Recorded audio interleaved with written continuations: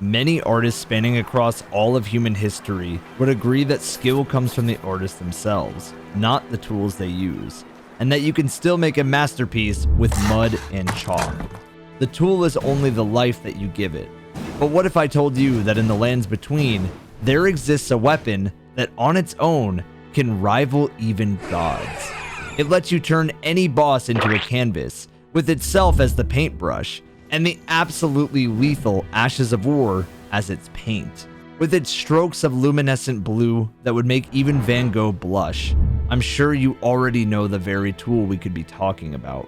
Reintroducing Elden Ring's very own Moonveil, a weapon that effortlessly reaches to top as one of the best, with its very strong popularity among players, and one I'm sure many dex-intelligence builds will be taking into Shadows of the Erdtree. But what actually propels it to such a height? And is it really that strong? Let's talk about it. The release of Elden Ring was a gem to be a part of, especially as a fan and appreciator of all of From Software's previous works. It was a brand new IP that even with a few trailers showcasing lore and gameplay, we just really didn't know much about. Also, when you first exit the Stranded Graveyard and see this site,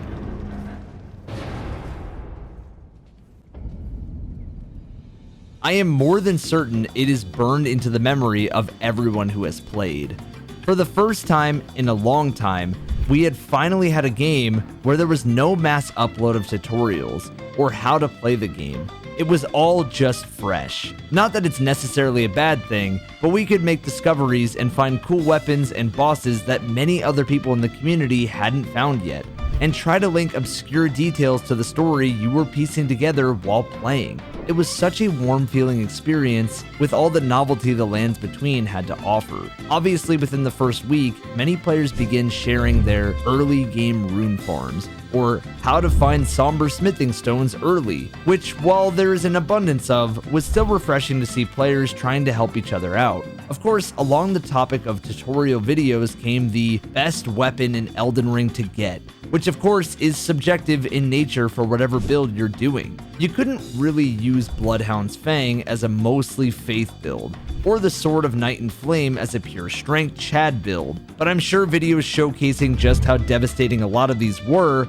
really made people want to switch. And I think a really amazing main example of this was none other than Moonveil, a fabled katana that supposedly destroys any group of enemies or bosses that come into contact with it, was finally found by the players.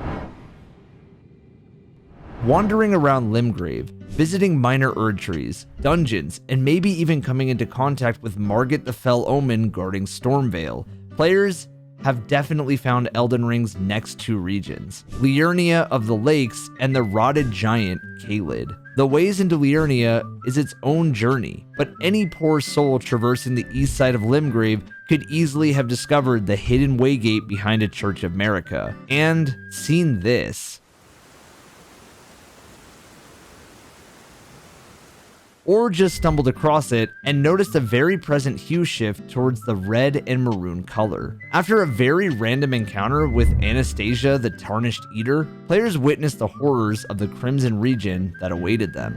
You had demonic man-eating crows, T-Rex dogs, and schizophrenic homeless people. You know, all the things that could scare someone away from lovingly exploring a new place. But after dealing with all of that, not so far from the smoldering church and entry point into the region, players have stumbled across a mine entrance, of which contain many Caelid soldiers and gem miners throughout a very vertical tunnel, with them lined up all the way around.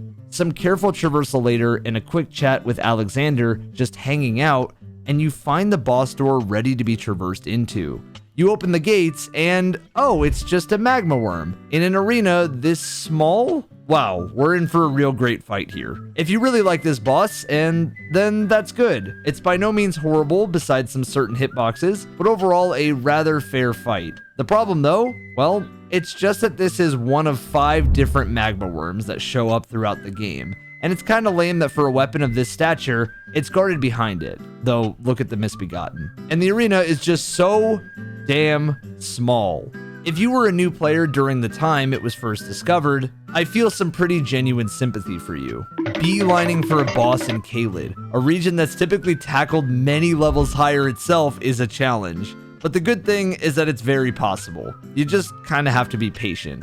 After getting used to its attack patterns in the absurdly small arena and whittling its health down, players finally take the beast down and claim the very prize they've been seeking ever since they watched the location guide, Moonveil. Its description reads as, quote, "A katana forged of glintstone, masterpiece of Celian swordsmith.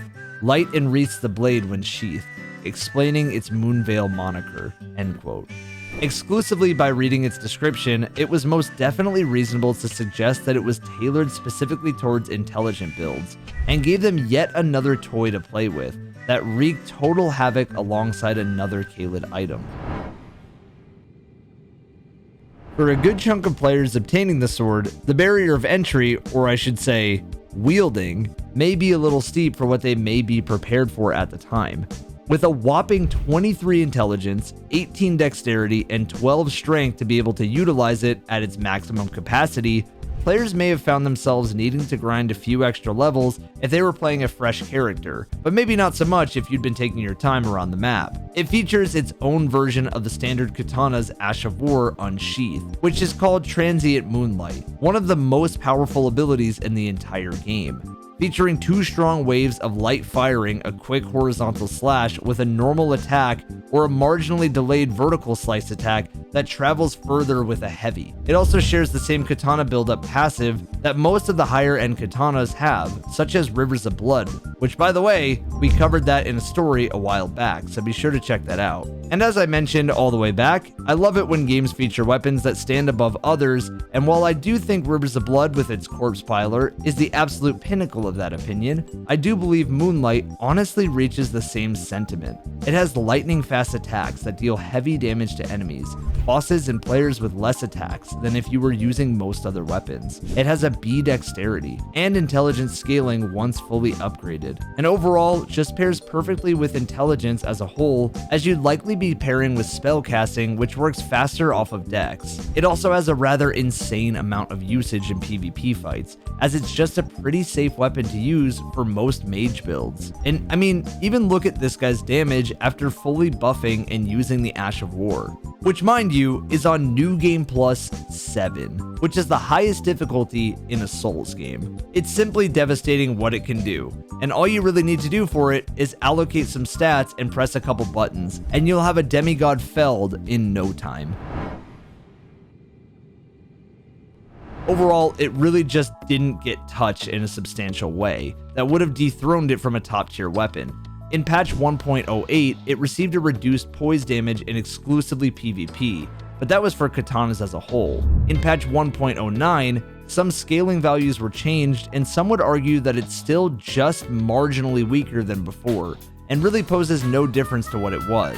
As we sort of touched on, it's one of the most popular choices for PvP, and is overall a pretty safe option to use.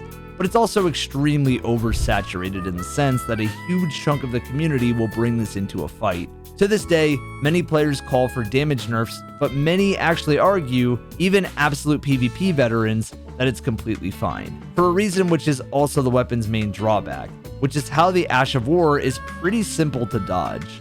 So I'll bring the question to you guys. Do you think that the current patch Moonveil is overpowered? Let me know in the comments if it's too weak because of this reason, too overpowered, or if it's just right. Moonveil sits at a very high point in the Elden Ring weapon mountain as one of the best in the entire game, alongside giants like the Rivers of Blood and Blasphemous Blade. And with the DLC on the horizon, it's safe to say that this will be the companion accompanying many players entering into the Land of Shadow for the first time. Its extreme amounts of damage in all archetypes of the game still outweighs the hundreds of different weapons that players have the choice of using, and is still questioned if it should be giving players this insane output. It's also in some way really nice to see that a weapon that has been put on a pedestal since the first few days of the game's launch is still alive and kicking. And honestly, overall, it's just one of Elden Ring's coolest looking designs, both model and Ash of War wise. I do hope we get to see a nuclear weapon of this caliber in the expansion, and I, for one, am very eager to discover them alongside the community. I will be here to tell the stories about how they shook expectations once again. My name is EvanExplains, and I will see you all next time.